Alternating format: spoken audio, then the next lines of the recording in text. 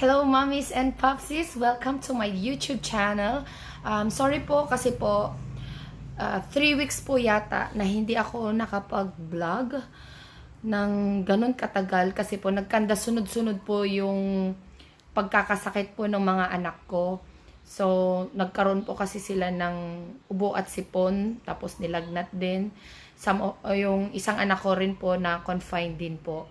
Kaya po, medyo na-toxic po ang mommy.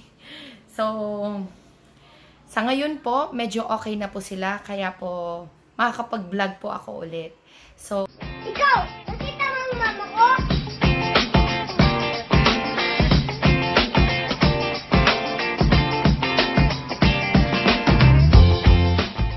ang gusto ko pong i-share po sa inyo is unboxing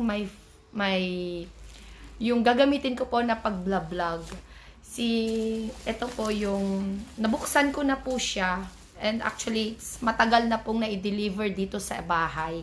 Hindi ko lang po siya magawan ng vlog. Gawa po ng, yun nga, nagkasakit po yung mga bata. So, I have to attend first their needs and be a super mom. Okay, so, let's start.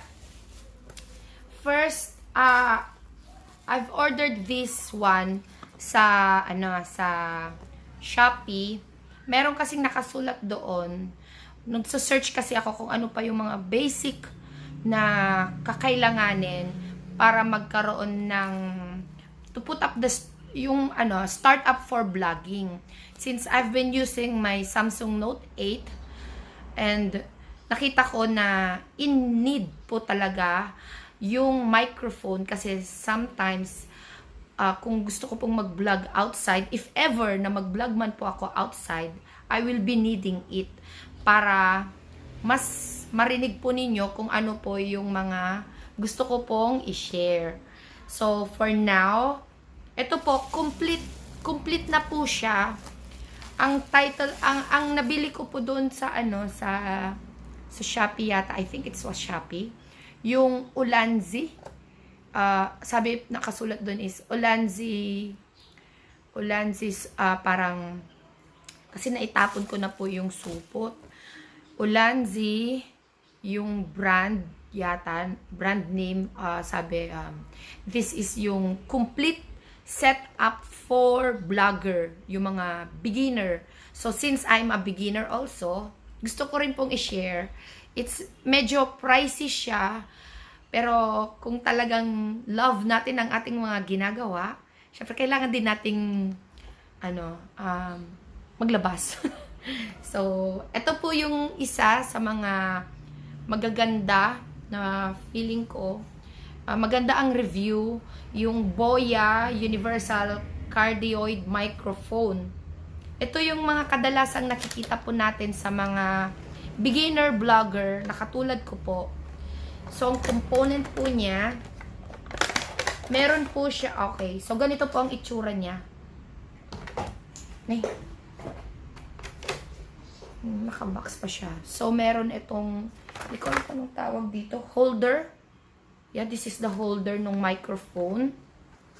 And ito yung sinasabi nila na flurry. Flurry ba? Para siyang cute niya. So cute. And soft. Malambot. Ano ba to?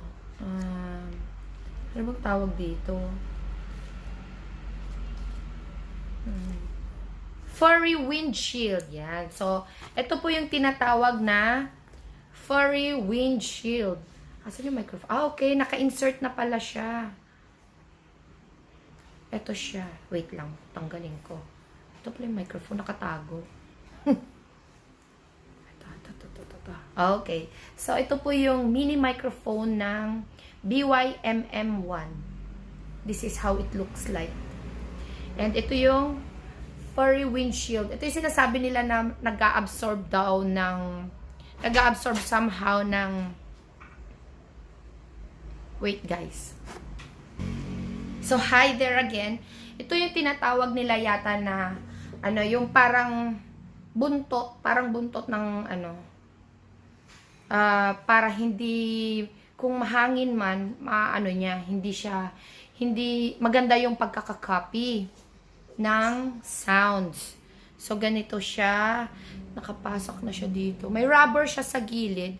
It has a rubber. So, you're going to put it there.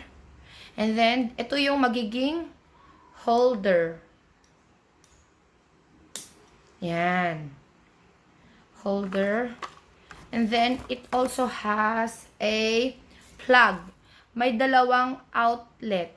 So, ang pagkakaalam ko, yung na-share, the difference of this one, kapag ang connector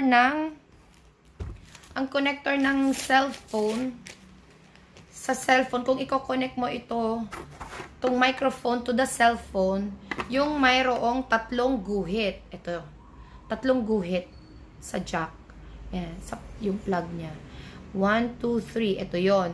Pag yung dalawang guhit naman, ito yung sa microphone. Yan. Yan, ito yung plug ng microphone. This is for microphone. And this is for the cellphone connector. Okay. Next is, meron din siyang lalagyan. O, diba? May casing pa siya. So, there you go. Yun po yung Boya cardioid microphone. Mamaya po, ipapakita ko rin po kung paano po siya i-set up. So, for now, let's just open it. And it also have this one, camera blog microphone called shoe mount. Itong shoe mount na to. Let me see. Isa siyang metal. Metal. Ito yung connector. Ganito po yung connector. Isa siyang connector. Para siguro kapag yung i-set mo na siya. Yan. Gilalagay na sa cellphone, perhaps. Yan. So, ito yung cold mount. This is how it looks like. And then, we also have this one, mini LED video light. Kailangan po natin daw ito kung mag-vlog tayo ng medyo hindi ganun ka, merong, syempre, pag madilim siguro. Pero I haven't tried this one.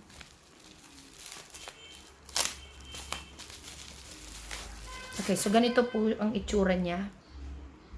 Hindi ko pa na-test.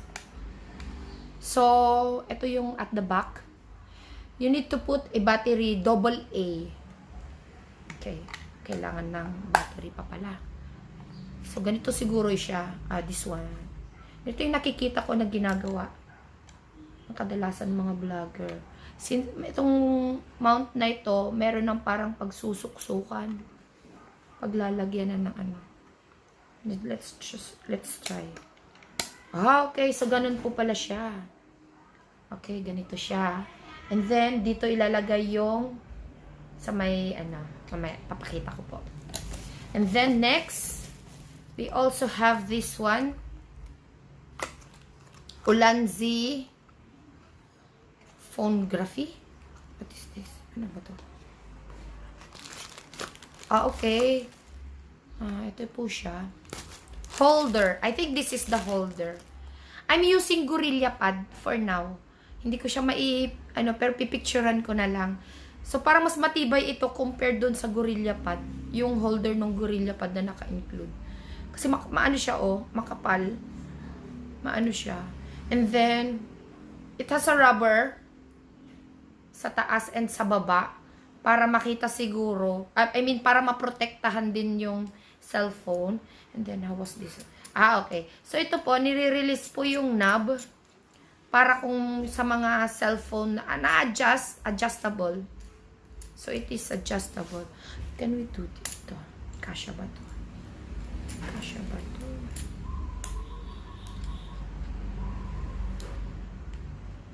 Okay. Yan. So, ganito.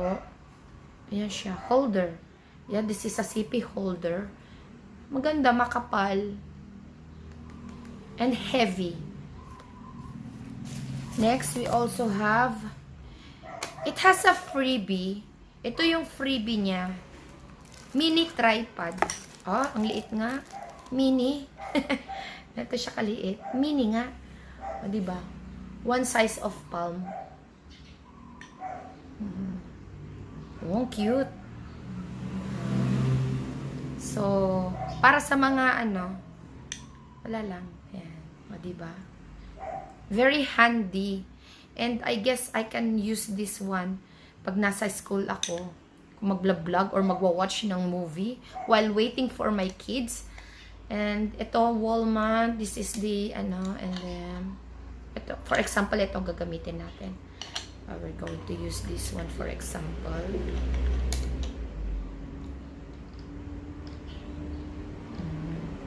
Yeah.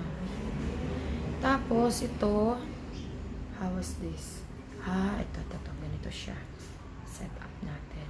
Oh, ano ito? Ay, okay. I'm still learning. Parang mali yung pagkakagawa. And then we also have handheld grip, another style of hand tripod. Malit lang din siya. Palm size din. Ayan, small size ng So aside from this one na may free na mini tripod, meron pang isa. And hindi naman to na-adjust. Okay. So ganito po siya itsura niya. So, there you go, guys. Yun po yung mga sabi nila na, in need kung kailangan po natin ng mga basic guide. Basic na kailangan for vlogging. Setup. Marami pa pong ibang, ibang gamit. Pero ito lang yung, pero ito yung nakita ko na medyo okay for beginner like me. And, syempre, meron pa nito. May lace, diba? Para feel na talagang nag-YouTube ka. Nag-vlog ka talaga sa YouTube. So, eto siya. Meron pang ganito. Diba nakaka-inspire? Para sa mga mommies na katulad ko na nag-vlog. First time vlogger. Actually, hindi na first time. Magwa 1 month na. So, there you go. So, yan po yung mga, Ulanzi. You can buy it in Shopee. I will post I will post it dun sa description para makita nyo po and somehow it could help you kung doon sa mga nagplan na mag-vlog, first time na mag-vlog. And maggagawa na lang ako ng part 2 kung papaano siya i-set up. Okay, so there you go, guys. So, bye!